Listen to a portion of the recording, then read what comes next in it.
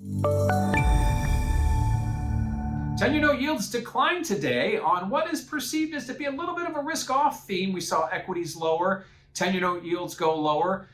We did have a very strong 10-year note auction today, which helped push yields lower, strong demand. Basically taking a step back, the 1 month range is about 120 to 140, and we find ourselves just above the midpoint of that range around 132.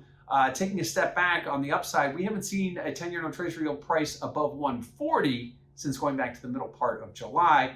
Below 120 we saw at the beginning part of August, but ultimately over the last month we've kind of been range bound between 120 and 140 as we've seen mixed data, a lot of mixed messaging from the Fed. Likewise, we continue to watch and see how this Delta variant could affect the economy moving forward. Ultimately, this is all going to culminate on September 22nd, the September FOMC meeting. Will the Fed initiate or talk about initiating some kind of tapering and backing off on some of their asset purchases or not?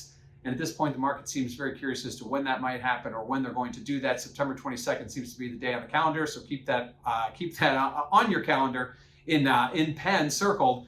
Ultimately, that's going to be a very big trading day. And 10-year note yields right now, we do have a lot of days between then and now. However, we are starting to see some of the pieces fall into place. A lot of hedging for if they don't do it. Likewise, we are seeing a lot of put buying for if they do. So it's very much a divided trade that we're seeing. As 10-year note yields right now hover at the midpoint of that 1 month range, ultimately with their eye on September 22nd and any kind of Fed decision on whether to taper or not taper.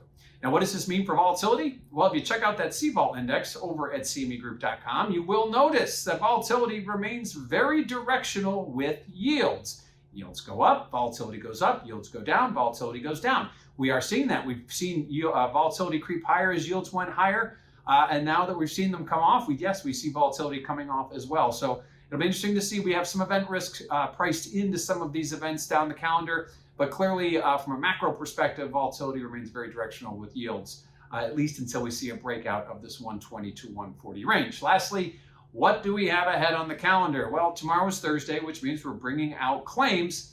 The claims numbers last week came in at 340,000. That is the lowest that we've seen since the beginning of the pandemic. This week we're expecting about 335, so we're expecting that trend to continue. That's a good thing, getting us closer to where we were pre-pandemic, which is somewhere between 200 and 220,000 new filings. We have not been there, obviously, since prior to the pandemic. We also get a 30-year auction to go with our 3 and 10-year auctions this week. Last month's 30-year, not so well received. We saw yields go higher. We have a slew of Fed speakers. Now, the Fed speakers that we've been hearing from over the last week or so have been talking about tapering, saying it's something they want to do this year. Very soft comments, though. We haven't really seen any aggressive Fed comments stepping out saying, yes, we're going to taper this, or no, we're going to taper later. It's always been very much in a gray area, and clearly that September FOMC should clarify a lot of what we're hearing from the Fed.